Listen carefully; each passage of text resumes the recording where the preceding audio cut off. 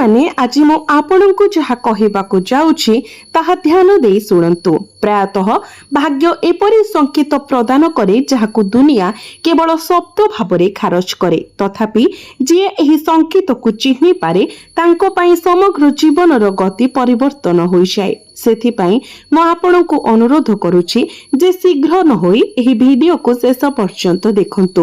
ଆପଣଙ୍କର ଦ୍ୱାରରେ ଆଘାତ କରୁଥିବା ପରିବର୍ତ୍ତନ ସମ୍ପର୍କରେ ସବୁଠାରୁ ଗୁରୁତ୍ୱପୂର୍ଣ୍ଣ ଲିଙ୍କ ମାତ୍ର କିଛି ମୁହୂର୍ତ୍ତ ମଧ୍ୟରେ ପ୍ରକାଶିତ ହେବାକୁ ଯାଉଛି। ଯଦି ଆପଣ ଭିଡିଓଟିକୁ ସ୍କିପ୍ କରି ଦେଖନ୍ତି କିମ୍ବା ଅଧାରୁ ଛାଡ଼ି ଦିଅନ୍ତି ତେବେ ଆପଣ ସେହି ଗୁରୁତ୍ୱପୂର୍ଣ୍ଣ ସଂକେତକୁ ସବୁଦିନ ପାଇଁ ହରାଇ ପାରନ୍ତି। ବର୍ତ୍ତମାନ ଆପଣଙ୍କ ଚାରିପାଖରେ ଥିବା ଶକ୍ତି ସାଧାରଣ ନୁହେଁ। ଏହା ଅନୁଭବ ହୁଏ ଯେପରି ଭାଗ୍ୟ ଧୀରେ ଧୀରେ ଏକ ଦ୍ୱାର ଖୋଲିବାକୁ ଆରମ୍ଭ କରିଛି ଯାହା ଦୀର୍ଘ ସମୟ ଧରି ବନ୍ଦ ଥିଲା। ବାହ୍ୟ ଭାବରେ ସବୁକିଛି ଅପରିବର୍ତ୍ତିତ ଦେଖାଯାଇପାରେ କିନ୍ତୁ ଭିତରେ ଗଭୀର ଭାବରେ ଆପଣଙ୍କ ଜୀବନରେ ଏକ ଗୁରୁତ୍ୱପୂର୍ଣ୍ଣ ପରିବର୍ତ୍ତନ ଆରମ୍ଭ ହୋଇସାରିଛି। ଗତ କିଛି ଦିନ ଧରି ଆପଣ ହୁଏତ ଏକ ଅଦ୍ଭୁତ ଅସ୍ଥିରତା ଅନୁଭବ କରିଥିବେ। ହଠାତ୍ କୌଣସି ସ୍ପଷ୍ଟ କାରଣ ବିନା ଆପଣଙ୍କ ଅତୀତର କାହାକୁ ମନେ ପକାଇବା, ସକାଳ ପର୍ଯ୍ୟନ୍ତ ଏକ ସ୍ପଷ୍ଟ ସ୍ୱପ୍ନ ଦେଖିବା କିମ୍ବା ଏକ ନିର୍ଦ୍ଦିଷ୍ଟ ଚିନ୍ତାଧାରା ବାରମ୍ବାର ଆପଣଙ୍କ ମନକୁ କବଳିତ କରୁଥିବା ଦେଖିବାକୁ ପାଇବା। ଯଦି ଏହା ଆପଣଙ୍କ ସହିତ ଘଟିଛି ତେବେ ଏହାକୁ କେବଳ ସଂଯୋଗ ବୋଲି ଖାରଜ କରନ୍ତୁ ନାହିଁ। ଆଜି ସେହି ଦିନ ଗୁଡ଼ିକ ମଧ୍ୟରୁ ଗୋଟିଏ ଯେତେବେଳେ ବ୍ରହ୍ମାଣ୍ଡ ସିଧାସଳଖ ସଂକେତ ପଠାଏ। ତଥାପି ଏହି ସଂକେତ ଗୁଡ଼ିକ ଶବ୍ଦରେ ଆସେ ନାହିଁ, ସେମାନେ ପରିସ୍ଥିତି ମାଧ୍ୟମରେ ପ୍ରକାଶ କରନ୍ତି। ଏକ ସୂକ୍ଷ୍ମତା ଯାହାକୁ ବହୁତ କମ୍ ଲୋକ ବୁଝିପାରନ୍ତି। ବର୍ତ୍ତମାନ ଆପଣଙ୍କ ଚାରିପାଖରେ ଦୁଇ ପ୍ରକାରର ଶକ୍ତି ସକ୍ରିୟ ଅଛି। ଗୋଟିଏ ଆପଣଙ୍କୁ ଠିକ୍ ଯେଉଁଠାରେ ଅଛନ୍ତି ସେଠାରେ ରଖିବାକୁ ଚେଷ୍ଟା କରେ, ଯେତେବେଳେ କି ଅନ୍ୟଟି ଆପଣଙ୍କୁ ଏପରି ସ୍ଥାନକୁ ନେଇଯିବାକୁ ଲକ୍ଷ୍ୟ ରଖେ ଯାହା ଆପଣ କେବେ କଳ୍ପନା ମଧ୍ୟ କରିନଥିବେ। ପ୍ରଶ୍ନ ଏହା ନୁହେଁ ଯେ ଭାଗ୍ୟ ଆପଣଙ୍କୁ ଅନୁଗ୍ରହ କରିବ କି ନାହିଁ, ବରଂ ଆପଣ ଆପଣଙ୍କ ସମ୍ମୁଖରେ ଦେଖାଯିବାକୁ ଥିବା ସଂକେତକୁ ଚିହ୍ନି ପାରିବେ କି ନାହିଁ। ସେଥିପାଇଁ ମୁଁ ଚାହେଁ ଆପଣ ଏହି ଭିଡିଓ ସହିତ ରୁହନ୍ତୁ। ଯଦି ଆପଣ ଭାବନ୍ତି ଯେ ଏହି ଶବ୍ଦ ଗୁଡ଼ିକରେ ସତ୍ୟ ଥାଇପାରେ ତେବେ କେବଳ ମନ୍ତବ୍ୟରେ ବିଶ୍ୱାସ ଶବ୍ଦଟି ଟାଇପ୍ କରନ୍ତୁ। ସର୍ବୋପରି ଭାଗ୍ୟ ପ୍ରାୟତଃ ଆଶା ଛାଡ଼ିବାକୁ ମନା କରୁଥିବା ବ୍ୟକ୍ତିଙ୍କୁ ତାର ଗୁପ୍ତ କଥା ପ୍ରକାଶ କରେ। ଭଲ ଭାବରେ ଶୁଣନ୍ତୁ। ଆପଣଙ୍କ କ୍ୟାରିୟର ବିଷୟରେ ଏକ ଶକ୍ତି ପରିବର୍ତ୍ତନ ଘଟୁଛି ଯାହା ମାସ ମାସ ଧରି ଅଟକି ରହିଥିଲା। ହୁଏତ ଆପଣ ଅନୁରୂପ ଫଳାଫଳ ପାଇ ଅବିଶ୍ୱସନୀୟ ଭାବରେ କଠିନ ପରିଶ୍ରମ କରିଛନ୍ତି। ଏପରି ସମୟ ଆସିଥିଲା ଯେତେବେଳେ ଆପଣ ଅନୁଭବ କରିଥିଲେ ଯେ ଆପଣଙ୍କର ପ୍ରକୃତ ସମ୍ଭାବନା ଅଦୃଶ୍ୟ ହୋଇଗଲା। ଆପଣଙ୍କର କଠିନ ପରିଶ୍ରମ ଅନ୍ୟ କାହାକୁ କୃତଜ୍ଞ କରାଗଲା କିମ୍ବା ଗୁରୁତ୍ୱପୂର୍ଣ୍ଣ ମୁହୂର୍ତ୍ତରେ ସଠିକ୍ ସୁଯୋଗ ଆପଣଙ୍କ ହାତରୁ ଖସିଗଲା। କିନ୍ତୁ ଗ୍ରହ ସଂରଚନା ଏବେ କିଛି ଭିନ୍ନ ସୂଚାଇ ଦେଉଛି। ଏହା ଦେଖାଯାଉଛି ଯେ କେହି ଜଣେ ଆପଣଙ୍କ ଜୀବନରେ ପ୍ରବେଶ କରିବାକୁ ଯାଉଛନ୍ତି ଯିଏ ଆପଣଙ୍କୁ କେବଳ ଏକ ସୁଯୋଗ ଦେବେ ନାହିଁ, ବରଂ ଆପଣଙ୍କୁ ସେହି ପଥକୁ ମାର୍ଗଦର୍ଶନ କରିବେ ଯେଉଁଠାରେ ଆପଣ ଆପଣଙ୍କର ପ୍ରକୃତ ପରିଚୟ ପ୍ରତିଷ୍ଠା କରିବେ। ମନେ ରଖନ୍ତୁ, ଏହି ବ୍ୟକ୍ତି ପ୍ରଥମ ନଜରରେ ସମ୍ପୂର୍ଣ୍ଣ ସାଧାରଣ ମନେ ହୋଇପାରନ୍ତି। ସେ ଜଣେ ପୁରୁଣା ପରିଚିତ, ଜଣେ ବରିଷ୍ଠ, ଜଣେ ସମ୍ପର୍କୀୟ କିମ୍ବା ଏପରିକି ଜଣେ ସମ୍ପୂର୍ଣ୍ଣ ଅପରିଚିତ ବ୍ୟକ୍ତି ହୋଇପାରନ୍ତି ଯାହାଙ୍କୁ ଆପଣ ଅପ୍ରତ୍ୟାଶିତ ଭାବରେ ଭେଟିବେ। ଯଦି ଆଗାମୀ ଦିନରେ ଏକ ଅପ୍ରତ୍ୟାଶିତ କଥାବାର୍ତ୍ତା ହୁଏ ତେବେ ଏହାକୁ ହାଲୁକା ଭାବରେ ନିଅନ୍ତୁ ନାହିଁ। କେତେକ ସମୟରେ ଭାଗ୍ୟ ଆପଣଙ୍କ ସମ୍ମୁଖରେ ଠକ୍ ଠକ୍ କରେ ନାହିଁ, ଏହା କେବଳ ଆପଣଙ୍କ ସମ୍ମୁଖରେ ଠିଆ ହୁଏ ଏବଂ ଯେଉଁମାନେ ଏହାକୁ ଚିହ୍ନନ୍ତି ସେମାନେ ହିଁ ଆଗକୁ ବଢ଼ିଥାନ୍ତି। ତଥାପି ଏଠାରେ ଏକ ଗୁରୁତ୍ୱପୂର୍ଣ୍ଣ ରହସ୍ୟ ଅଛି। ପ୍ରତ୍ୟେକ ସୁଯୋଗ ପ୍ରକୃତ ଖୋଲାଖୋଲି ଭାବରେ ନଥାଏ, କିଛି ପରୀକ୍ଷା ଭାବରେ ଆସେ। ଆପଣଙ୍କ ପାଇଁ ସବୁଠାରୁ ବଡ଼ ଚ୍ୟାଲେଞ୍ଜ ହେଉଛି ପ୍ରାୟତଃ ଶୀଘ୍ର ନିଷ୍ପତ୍ତି ନେବାର ପ୍ରବୃତ୍ତି। ଏହି ଥର କାର୍ଯ୍ୟ କରିବା ପୂର୍ବରୁ ବିରାମ ନିଅନ୍ତୁ, ପର୍ଯ୍ୟବେକ୍ଷଣ କରନ୍ତୁ ଏବଂ ବୁଝନ୍ତୁ, କାରଣ ଏକ ଛୋଟ ନିଷ୍ପତ୍ତି ଆଗାମୀ ବର୍ଷ ପାଇଁ ଆପଣଙ୍କ ଜୀବନର ଦିଗ ନିର୍ଣ୍ଣୟ କରିପାରେ। ଏବେ ଆସନ୍ତୁ ଆର୍ଥିକ ବିଷୟରେ କଥା ହେବା। ଆପଣଙ୍କ ଭାଗ୍ୟରେ ଧନର ପ୍ରବାହ ଦେଖାଦେବା ଆରମ୍ଭ କରିଛି। ଯଦିଓ ସିଧାସଳଖ ନୁହେଁ, ଆପଣ ପ୍ରଥମେ ଏପରି ପରିସ୍ଥିତିର ସମ୍ମୁଖୀନ ହୋଇପାରନ୍ତି ଯେଉଁଠାରେ ଆପଣଙ୍କୁ ଲାଗୁଛି ଯେ ଆପଣ କିଛି ହରାଉଛନ୍ତି କିନ୍ତୁ ପରେ ତୁରନ୍ତ ସମ୍ପୂର୍ଣ୍ଣ ଅପ୍ରତ୍ୟାଶିତ କିଛି ପାଇବାକୁ ଯିବେ। ସେଥିପାଇଁ ଭୟଭୀତ ହୋଇ ନିଆଯାଇଥିବା ନିଷ୍ପତ୍ତି ଆପଣଙ୍କ ଭାଗ୍ୟରେ ପୂର୍ବରୁ ଲେଖାଯାଇଥିବା ଲାଭକୁ ହରାଇପାରେ। ଯଦି ଆପଣ ବର୍ତ୍ତମାନ ଆର୍ଥିକ ଚାପର ସମ୍ମୁଖୀନ ହୋଇଛନ୍ତି, ତେବେ ସେହି ଚାପ କମିବାକୁ ଯାଉଛି। କିନ୍ତୁ ମନେ ରଖନ୍ତୁ, ଧନ କେବଳ ରୋଜଗାର କରିବା ବିଷୟରେ ନୁହେଁ, ଏହା ସଠିକ୍ ମୁହୂର୍ତ୍ତକୁ ଚିହ୍ନିବାରୁ ଆସେ ଏବଂ ଏହା ମନେ ହୁଏ ଯେ ସେହି ମୁହୂର୍ତ୍ତ ଆପଣଙ୍କ ଜୀବନରେ ଆସିଛି। ଏବେ ମୁଁ ଏପରି କିଛି ସେୟାର କରିବାକୁ ଯାଉଛି ଯାହା ଆପଣଙ୍କୁ କ୍ଷଣିକ ଭାବରେ ବାକ୍ଷୀନ କରିଦେଇପାରେ। ଆପଣଙ୍କ ଘର ପରିବେଶ ଭିତରେ ଶକ୍ତି ବଦଳି ଯାଉଛି। ଯଦି ଆପଣଙ୍କ ପରିବାରରେ ବର୍ତ୍ତମାନ ଅବ୍ୟକ୍ତ ଉତ୍ତେଜନା, ସାମାନ୍ୟ ବିଷୟ ଉପରେ ମତଭେଦ କିମ୍ବା ପ୍ରିୟଜନଙ୍କ ଠାରୁ ଦୂରତା ଅନୁଭବ ହୋଇଛି, ତେବେ ସେହି କୁହୁଡ଼ି ଏବେ ହଟିବାକୁ ଯାଉଛି। ତଥାପି ଆପଣଙ୍କୁ ପ୍ରଥମ ପଦକ୍ଷେପ ନେବାକୁ ପଡ଼ିବ। କେତେକ ସମୟରେ ଏକ ହସ, ଏକ ଫୋନ କଲ୍ କିମ୍ବା କେବଳ କିଛି ଆନ୍ତରିକ ଶବ୍ଦ ବର୍ଷ ବର୍ଷର ବିଚ୍ଛେଦକୁ ଦୂର କରିପାରିବ। ମୁଁ ଅନୁଭବ କରୁଛି ଯେ ଆପଣଙ୍କ ପରିବାର ମାଧ୍ୟମରେ ଆପଣଙ୍କ ଜୀବନରେ ଶୁଭ ଖବର ଆସିବ, ଏପରି ଖବର ଯାହା ଶେଷରେ ଆପଣଙ୍କ ଭାଗ୍ୟକୁ ପରିବର୍ତ୍ତନ କରିବ। ଏଠାରେ ଅଧିକାଂଶ ଲୋକ ଭୁଲ କରନ୍ତି। ସେମାନେ ଭାବନ୍ତି ଯେ ମହାନ ଖୁସି ସର୍ବଦା ମହାନ ପ୍ରବେଶ ଦ୍ୱାର ଦେଇ ଆସେ। ତଥାପି ଏଥର ଆପଣଙ୍କର ସର୍ବୋତ୍ତମ ଆନନ୍ଦ ଏକ ସାଧାରଣ ମୁହୂର୍ତ୍ତରୁ ଉତ୍ପନ୍ନ ହେବ। ତେଣୁ ଆଗାମୀ ଦିନରେ କୌଣସି ଛୋଟ ଘଟଣାକୁ ଅଣଦେଖା କରନ୍ତୁ ନାହିଁ, କାରଣ ଭାଗ୍ୟ ସର୍ବଦା ଧୁମଧାମରେ ଏହାର ଆଗମନ ଘୋଷଣା କରେ ନାହିଁ। କେତେକ ସମୟରେ ଏହା ଚୁପଚାପ ଆପଣଙ୍କର ସୀମା ଅତିକ୍ରମ କରେ ଏବଂ ଯେଉଁମାନେ ଏହି ସଂକେତକୁ ଚିହ୍ନିଛନ୍ତି ସେମାନେ ପ୍ରାୟତଃ ପଛକୁ ଚାହାନ୍ତି ଏବଂ ଇଚ୍ଛା କରନ୍ତି ଯେ ସେମାନେ ଏହାକୁ ଶୀଘ୍ର ବୁଝିପାରିଥାନ୍ତି। ଯଦି ଏହା ଶୁଣିବା ପରେ ଆପଣ ଅନୁଭବ କରନ୍ତି ଯେ ଆପଣଙ୍କ ଜୀବନରେ କିଛି ପରିବର୍ତ୍ତନ ହେବାକୁ ଯାଉଛି, ତେବେ ସଠିକ୍ ସମୟରେ ସଠିକ୍ ସଂକେତ ପାଇବା ଆପଣଙ୍କ ଜୀବନର ସମଗ୍ର ଗତିପଥକୁ ପରିବର୍ତ୍ତନ କରିପାରେ। ଏବେ ଏକ ଗଭୀର ଅନ୍ତର୍ଦୃଷ୍ଟି ପାଇଁ ଦିନ ଦିନ ଧରି ଆପଣଙ୍କ ମନରେ ଅନୁତ୍ତରିତ ହୋଇ ରହିଥିବା ପ୍ରଶ୍ନର ଉତ୍ତର। ଏହା ଆପଣଙ୍କର ବହୁତ ନିକଟତର, ଏତେ ନିକଟତର ଯେ ଆପଣ ଏହାକୁ ଚିହ୍ନି ନପାରି ଅନେକ ଥର ଦେଖିଥିବେ। ଆପଣ ଯାହା ଶୁଣିଛନ୍ତି ତାହା କେବଳ ଆରମ୍ଭ ଥିଲା। ଆଜି ଆପଣଙ୍କ ପାଇଁ ଉଭା ହେଉଥିବା ଲକ୍ଷଣ ଗୁଡ଼ିକର ସବୁଠାରୁ ଗଭୀରତମ ଦିଗ ଏପର୍ଯ୍ୟନ୍ତ ପ୍ରକାଶିତ ହୋଇନାହିଁ ଏବଂ ଏଠାରେ ଏକ ରହସ୍ୟ ଉନ୍ମୋଚିତ ହୁଏ ଯାହାକୁ ବହୁତ କମ୍ ଲୋକ ପ୍ରକୃତରେ ବୁଝିପାରନ୍ତି। ସତର୍କତାର ସହିତ ଚିନ୍ତା କରନ୍ତୁ। ଆପଣ କ'ଣ ବର୍ତ୍ତମାନ ଅନୁଭବ କରୁଛନ୍ତି ଯେ ଶେଷ ମୁହୂର୍ତ୍ତରେ ଜିନିଷ ଗୁଡ଼ିକ ଭୁଲ ହୋଇଯାଏ, ଯେପରି ସବୁ କିଛି ସୁଗମ ଭାବରେ ଚାଲିଛି, କେବଳ ଗନ୍ତବ୍ୟସ୍ଥଳରେ ପହଞ୍ଚିବା ପୂର୍ବରୁ ପଥ ପରିବର୍ତ୍ତନ ହେବା ପାଇଁ? ଯଦି ଏହା ଘଟିଛି, ତେବେ ଏହା କେବଳ ଏକ ପ୍ରତିବନ୍ଧକ ନୁହେଁ। ପ୍ରାୟତଃ ଭାଗ୍ୟ ଆପଣଙ୍କୁ ଏପରି ଏକ ପଥରୁ ଦୂରେଇ ଦିଏ ଯେଉଁଠାରେ ସଫଳତା ଦୃଶ୍ୟମାନ ଦେଖାଯାଏ କିନ୍ତୁ ଏକ ବଡ଼ କ୍ଷତିକୁ ଲୁଚାଇ ରଖେ। ସେଥିପାଇଁ ଆପଣ ଥରେ ଅଭିଶାପ ବୋଲି ଭାବିଥିବା ଏକ ପ୍ରତିବନ୍ଧକ ଆଗାମୀ ସମୟରେ ଆପଣଙ୍କର ସବୁଠାରୁ ବଡ଼ ଆଶୀର୍ବାଦ ହୋଇପାରେ। ଏବେ ଆପଣଙ୍କ ଚାରିପାଖରେ ଘଟୁଥିବା ଘଟଣା ଗୁଡ଼ିକ ଉପରେ ନଜର ରଖନ୍ତୁ। ଆଗାମୀ ଦିନରେ ଗୋଟିଏ ବାକ୍ୟ, ଏକ ସୁଯୋଗ, ସାକ୍ଷାତ କିମ୍ବା ଏକ ଛୋଟ ସୂଚନା ଆପଣଙ୍କ ଜୀବନରେ ଗୁରୁତ୍ୱପୂର୍ଣ୍ଣ ପରିବର୍ତ୍ତନ ଆଣିବ। ପ୍ରଥମ ନଜରରେ ଏହା ସାଧାରଣ ମନେ ହୁଏ, କିନ୍ତୁ ଏହାର ଅନ୍ତର୍ନିହିତ ଅର୍ଥ କେବଳ ସେହିମାନେ ବୁଝିପାରିବେ ଯେଉଁମାନେ ଧୈର୍ଯ୍ୟ ବ୍ୟବହାର କରନ୍ତି। ଏହି ସମୟ ହେବ ଯେତେବେଳେ ଅନେକ ପଛକୁ ହଟି ପାରନ୍ତି, ତଥାପି ଏହା ଠିକ୍ ସେହି ସ୍ଥାନ ଯେଉଁଠାରେ ଆପଣଙ୍କର ଭାଗ୍ୟ ଆଗକୁ ବଢ଼ିବ। ତଥାପି ସବୁଠାରୁ ଗୁରୁତ୍ୱପୂର୍ଣ୍ଣ ବିନ୍ଦୁ ରହିଛି। ଆପଣଙ୍କର କ୍ୟାରିୟରରେ ଘଟୁଥିବା ପରିବର୍ତ୍ତନ କେବଳ ପଦବୀ କିମ୍ବା ଟଙ୍କା ବିଷୟରେ ନୁହେଁ, ଏହା ପରିଚୟର ପରିବର୍ତ୍ତନ। ପ୍ରଥମ ଥର ପାଇଁ ଆପଣ ଅନୁଭବ କରିବେ ଯେ ଲୋକମାନେ ଆପଣଙ୍କ କଥା ଧ୍ୟାନର ସହିତ ଶୁଣୁଛନ୍ତି। ଯେଉଁମାନେ ପୂର୍ବରୁ ଆପଣଙ୍କୁ ଅଣଦେଖା କରିଥିଲେ ସେମାନେ ଆପଣଙ୍କ ପରାମର୍ଶ ଖୋଜିବା ଆରମ୍ଭ କରିବେ।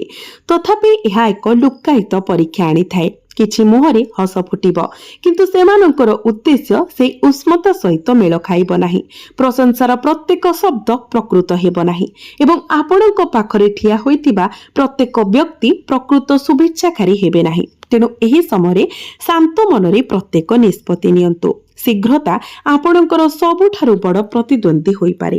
जदि आपण धैर्यवान रुहंती तेबे जोमाने थरे आपणक क्षमता उपरे संदेह करुथिले सेमाने शीघ्र आपणक सफलता विषय कथबार्ता करिवे। शेषरे आपणक आर्थिक संपर्कित एक संकेत देखा जाए।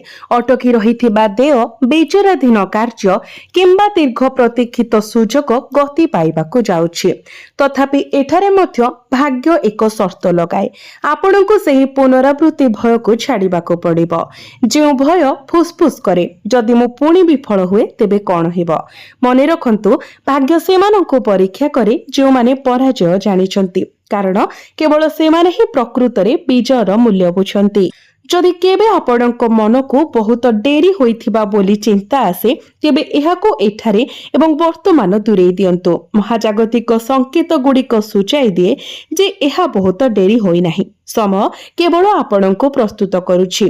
पारिवारिक विषय गुड़िक विषय जड़े परिवार सदस्य एपरी भावना पोषण करि पारंती जहा सेमाने प्रकाश करि नाहंती।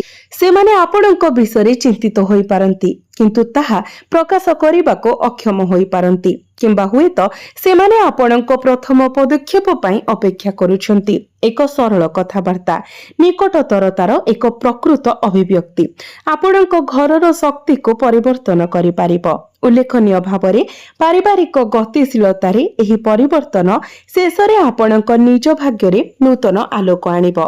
केतेक समय परिवारर आशीर्वाद जनकर सर्वोत्तम संपत्ति होई जाय। प्रेम विषय जदि आपणक जीवन रे केही विशेष अछंती तेबे एक मुहूर्त आसुछि जोंठारे शब्द कम होई जिवो, तथापि आपणक भावना सबु किछि प्रकाश करिवो। जदि एपर्यंत केही नाहंती तेबे भाग्य सूचाई दिए जे आपण एपरि जणे व्यक्ति को भेटी पारंती जी प्रारंभ रे एक साधारण परिचित परि मने हुए, किंतु जहांक संपर्क शेषरे आपणक जीवनर गतिपथ को परिवर्तन करे। मने रखंतु वर्तमान कोनोसी संपर्क रे अहंकार को हस्तक्षेप करिबाको दियंतु नाही। जे हार मानि थाए से पराजित हुए नाही। प्रकृतरे सेमाने सर्वोत्तम विजय हासिल करंती। एबे मु आपणक सहित एक संकेत बांटिबाकु जाउछि जहा आपण पूर्वरु केबे सुनि नथिबे। आगामी दिन रे जदि कोनोसी निर्दिष्ट चिंताधारा, नाम किंबा स्थान आपणक मनरे बारंबार आवर्तन करे तेबे एहाकु केवल संजोग भावरे खारज करंतु नाही। ब्रह्मांड प्रायतः संकेत माध्यम रे कथा हुए। आपणको से पथ आड़को मार्गदर्शन करे जोठारे आपणकर भाग्य अपेक्षा करिछि। जदि आपण जहा सुनिछंती ताहा आपणक जीवन सहित प्रतिध्वनित हुए तेबे कमेंट बॉक्स रे निश्चय लिखंतु। एक गभीर निश्वास नियंतु एवं आपणकर मन को शांत करंतु, कारण आपणकर चारि पाखरे घटुथिबा अदृश्य परिवर्तन पूर्व अपेक्षा स्पष्ट हेबाकु जाउछि। तथापि एहा एक परीक्षा सहित आसे। सफलता केवल सेमानंक पई जो माने निज अंतरर स्वर एवं भाग्यर संकेत मध्यरे पार्थक्य करि पारिबे एवं एही पार्थक्य आपणक जीवनर भविष्यत दिगर चाबिकाठी रखे। आपण एपर्यंत जहा सुनिछंती ताहा आपणक भितरे अनेक प्रश्न उंकी मारि पारे, किंतु एठारे ही आपणक पई भाग्यर सबुठारु असाधारण संकेत प्रकाश करिबा पई स्तर गुड़िक खोला होई जाए। समस्तक जीवन रे एपरि एक समय आसे जेतेबेले सब किछि साधारण मने हुए, तथापि भाग्य प्रकृतरे किछि असाधारण आयोजन करुछि। से समान शक्ति आज आपणक जीवन रे सक्रिय अछि। आपणक चारि पाखरे थिबा समस्ते शेष पर्यंत आपणक सहित बाट चलिबा पई स्थिर नुहंती। एथिरे भयभीत हुअन्तु नाही, कारण प्रत्येक विदाय क्षति नहे। किछि विदाय नूतन आरंभर द्वार खोली थाए। जदि निकट भविष्यत रे कोनोसी संपर्क, साथी किंबा परिस्थिति हठात परिवर्तन हेबा देखा जाए तेबे ताकु धरी रखिबाकू किंबा बंद करिबाकू चेष्टा करंतु नाही। जहा हेउछि ताहा हुए तो केबे भी आपणकर चूड़ांत गंतव्य स्थलर अंश हेबा पई उद्दिष्ट नथिला एवं जहा आसुछि ताहा आपण कल्पना करि पारुथिबा समस्त जिनिस ठारू बहुत बड़। एबे आसंतु आपणकर सम्मान विषय कथा हेबा। एपरि समय आसीछि जेतेबेले आपण अनुभव करिसेंती जे लोकमाने आपणकर सत्य को प्रकृतरे बुझी पारिले नाही। आपण नीरवरे बहुत किछि सहय करिसेंती। ଆପଣ ଅନେକ ଚିନ୍ତାଧାରା ପୋଷଣ କରିଛନ୍ତି, ତଥାପି ଆପଣ କହିବାର ଆବଶ୍ୟକତା ଅନୁଭବ କରିନାହାନ୍ତି। ଆପଣ ବିଶ୍ୱାସ କରୁଥିଲେ ଯେ ସମୟ ନିଜେ ଦିନେ ଉତ୍ତର ଦେବ ଏବଂ ଗ୍ରହ ସଂରଚନା ସୂଚାଇ ଦେଉଛି ଯେ ସେହି ମୁହୂର୍ତ୍ତଟି ଦ୍ରୁତ ଗତିରେ ଆସୁଛି। ଆପଣଙ୍କର ସମ୍ମାନ ସହିତ ଜଡ଼ିତ ଏକ ସୁଯୋଗ ଆସିବ, ଯେଉଁଠାରେ ଆପଣ ଆପଣଙ୍କର କଥା ଦ୍ୱାରା ନୁହେଁ ବରଂ ଆପଣଙ୍କର କାର୍ଯ୍ୟ ଦ୍ୱାରା ପରିଭାଷିତ ହେବ।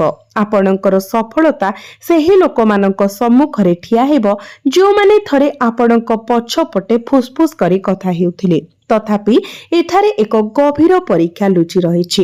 ସମ୍ମାନ ବଢ଼ିବା ସହିତ ଅହଙ୍କାର ସୂକ୍ଷ୍ମ ଭାବରେ ମନରେ ପଶିବାକୁ ଚେଷ୍ଟା କରେ। ଯଦି ଆପଣ ନମ୍ରତାରେ ସ୍ଥିର ରହିବେ, ତେବେ ଏହି ସମ୍ମାନ କ୍ଷଣସ୍ଥାୟୀ ହେବ ନାହିଁ, ବରଂ ଦୀର୍ଘ ସମୟ ପାଇଁ ଆପଣଙ୍କ ସହିତ ରହିବ। ଏବେ ଆସନ୍ତୁ ଆମେ ସେହି ଲୁକ୍କାୟିତ ସୁଯୋଗ ବିଷୟରେ ଆଲୋଚନା କରିବା, ଯାହା ଆରମ୍ଭରୁ ବାରମ୍ବାର ଇଙ୍ଗିତ କରାଯାଇଥିଲା। ଭଲ ଭାବରେ ଶୁଣନ୍ତୁ, ଏହି ସୁଯୋଗ ଏକ ମହାନ ମଞ୍ଚ ମାଧ୍ୟମରେ ଆସିବ ନାହିଁ, ବରଂ ଏହା ଏକ ସାଧାରଣ କଥାବାର୍ତ୍ତା, ଏକ ପୁରୁଣା ସଂଯୋଗ କିମ୍ବା ଏକ ପଥରୁ ବାହାରି ଆସିବ ଯାହା ଆପଣ ଭୁଲି ଯାଇଥିଲେ। ଆପଣ ଭାବିପାରନ୍ତି ଯେ ଏହା ପ୍ରକୃତରେ ଆଗକୁ ବଢ଼ିବାର ସଠିକ ପଥ କି, ଏବଂ ଆପଣ ଏଠାରେ ନେଇଥିବା ନିଷ୍ପତ୍ତି ଆପଣଙ୍କର ଭବିଷ୍ୟତକୁ ଆକାର ଦେବ। ଏହି ସମୟ ପାଇଁ ଭାଗ୍ୟ ଏକ ଉଚ୍ଚ ସ୍ୱରରେ ଘୋଷଣା କରିବ ନାହିଁ, ଏହା କେବଳ ଥରେ ଠକ୍ ଠକ୍ କରିବ। ଯଦି ଆପଣ ସେହି ମୁହୂର୍ତ୍ତକୁ ଚିହ୍ନି ପାରନ୍ତି, ତେବେ ଆଗାମୀ ମାସ ଗୁଡ଼ିକରେ ଆପଣଙ୍କର ଜୀବନର ଗତିପଥ ପରିବର୍ତ୍ତନ ହୋଇପାରେ। ଆଧ୍ୟାତ୍ମିକ ସଂକେତ ଗୁଡ଼ିକ ବିଷୟରେ ଆପଣ ବର୍ତ୍ତମାନ ଯେଉଁ ଅସ୍ଥିରତା ଅନୁଭବ କରିଛନ୍ତି, ତାହା କେବଳ ମାନସିକ କ୍ଳାନ୍ତି ନୁହେଁ, ଏହା ଆପଣଙ୍କ ଭିତରେ ଏକ ନୂତନ ଚେତନା ଜାଗ୍ରତ ହେବାର ଏକ ସଂକେତ ହୋଇପାରେ। କୌଣସି ନିର୍ଦ୍ଦିଷ୍ଟ କାରଣ ବିନା ମନ୍ଦିରକୁ ଯିବାର ହଠାତ୍ ଆଗ୍ରହ, ମନ୍ତ୍ରର ଶବ୍ଦରେ ଶାନ୍ତି ପାଇବା କିମ୍ବା ଏକାକିତା ପାଇଁ ଇଚ୍ଛା, ଏଗୁଡ଼ିକ କୌଣସି ସାଧାରଣ ଘଟଣା ନୁହେଁ। ଏହା ଯେପରି ଈଶ୍ୱରୀୟ ଇଚ୍ଛା କରନ୍ତି ଯେ ଆପଣ ବାହ୍ୟ କୋଳାହଳରୁ ଦୂରେଇ ଯାଆନ୍ତୁ, ଯାହାଦ୍ୱାରା ଆପଣ ଆପଣଙ୍କର ଅନ୍ତରର ସ୍ୱର ଶୁଣିପାରିବେ। କାରଣ ଭାଗ୍ୟର ଦିଗ କେବଳ ସେତେବେଳେ ସ୍ପଷ୍ଟ ହୁଏ ଯେତେବେଳେ ମନ ସ୍ଥିର ଥାଏ। ଏବଂ ଏବେ ମୁଁ ଏପରି କିଛି କହିବାକୁ ଯାଉଛି ଯାହା ହୁଏତ ଏହି ସମଗ୍ର କଥାର ଗୁରୁତ୍ୱପୂର୍ଣ୍ଣ ଅଂଶ। ଆଗାମୀ ଦିନରେ ଆପଣ ଦୁଇଟି ରାସ୍ତାର ସମ୍ମୁଖୀନ ହେବେ, ଗୋଟିଏ ସହଜ ଏବଂ ଅନ୍ୟଟି କିଛିଟା ଚ୍ୟାଲେଞ୍ଜିଂ। ପ୍ରଥମ ପଥଟି ତୁରନ୍ତ ଲାଭ ପ୍ରଦାନ କରୁଥିବା ପରି ମନେ ହେବ, ଯେତେବେଳେ କି ଦ୍ୱିତୀୟଟି ଧୈର୍ଯ୍ୟ ଦାବି କରିବ। ତଥାପି ଗ୍ରହ ସଂକେତ ଗୁଡ଼ିକ ସୂଚାଇ ଦିଏ ଯେ ଯଦି ଆପଣ କେବଳ ତୁରନ୍ତ ସନ୍ତୋଷ ଉପରେ ଆଧାର କରି ନିଷ୍ପତ୍ତି ନିଅନ୍ତି, ତେବେ ଆପଣ ପରେ ଅନୁତାପର ସମ୍ମୁଖୀନ ହୋଇପାରନ୍ତି। ବିପରୀତରେ ଯଦି ଆପଣ ଧୈର୍ଯ୍ୟର ପଥ ବାଛନ୍ତି, ତେବେ ଏହା ଆପଣଙ୍କୁ ସେହି ସଫଳତା ଆଡ଼କୁ ନେଇଯିବ ଯାହାକୁ ଆପଣ ବର୍ଷ ବର୍ଷ ଧରି କଳ୍ପନା କରିଛନ୍ତି। ବନ୍ଧୁମାନେ, ପ୍ରତ୍ୟେକ ବ୍ୟକ୍ତିଙ୍କ ଭାଗ୍ୟରେ ଏକ ମୁହୂର୍ତ୍ତ ରହିଥାଏ ଯେତେବେଳେ ସମସ୍ତ ବିକ୍ଷିପ୍ତ ଘଟଣା ହଠାତ୍ ସମାନ ହେବା ଆରମ୍ଭ କରେ। ସେତେବେଳେ ଜଣେ ଅନୁଭବ କରେ ଯେ ଯାହା ହଜିଗଲା, ଅଟକିଗଲା କିମ୍ବା ଭାଙ୍ଗିଗଲା ତାହା ଶେଷ ନୁହେଁ, ଏହା ଥିଲା ପ୍ରସ୍ତୁତି। ଏବଂ ଏହା ଦେଖାଯାଏ ଯେ ଆପଣ ସେହି ପ୍ରସ୍ତୁତିର ଶେଷ ପର୍ଯ୍ୟାୟରେ ଠିଆ ହୋଇଛନ୍ତି। ଅତୀତର ନିରାଶା ଏବେ ଆପଣଙ୍କ ଭବିଷ୍ୟତର ଶକ୍ତି ହେବାକୁ ଯାଉଛି। ପରିସ୍ଥିତି ଯୋଗୁଁ ଆପଣ ଯେଉଁ ସ୍ୱପ୍ନକୁ ପରିତ୍ୟାଗ କରିଥିଲେ ତାହାକୁ ମନେ ପକାନ୍ତୁ। ସେହି କାର୍ଯ୍ୟକୁ ଆପଣ ଅଟକାଇଥିଲେ, ଭାବିଥିଲେ ଯେ ମୁହୂର୍ତ୍ତଟି ଚାଲିଗଲା, ସେ ଇଚ୍ଛାକୁ ଆପଣଙ୍କ ହୃଦୟରେ ଚାପି ଦେଇଥିଲେ। ଭାଗ୍ୟ ଆପଣଙ୍କୁ ପୁଣି ଥରେ ଦେଖିବା ପାଇଁ ଅନୁରୋଧ କରେ, କାରଣ ପରିସ୍ଥିତି ବଦଳି ଯାଇଛି, ଆପଣ ବଦଳି ଯାଇଛନ୍ତି ଏବଂ ସବୁଠାରୁ ଗୁରୁତ୍ୱପୂର୍ଣ୍ଣ କଥା ହେଉଛି ସମୟ ନିଜେ ବଦଳି ଯାଇଛି। ଏବେ ଆପଣଙ୍କ ପାଖରେ ଏକ ଅଭିଜ୍ଞତା ଅଛି ଯାହା ଆପଣଙ୍କର ପାଖରେ ପୂର୍ବରୁ ଅଭାବ ଥିଲା, ଏବଂ ଏହି ଅଭିଜ୍ଞତା ଆପଣଙ୍କର ସର୍ବୋତ୍ତମ ସମ୍ପତ୍ତି ହେବାକୁ ସ୍ଥିର ହୋଇଛି।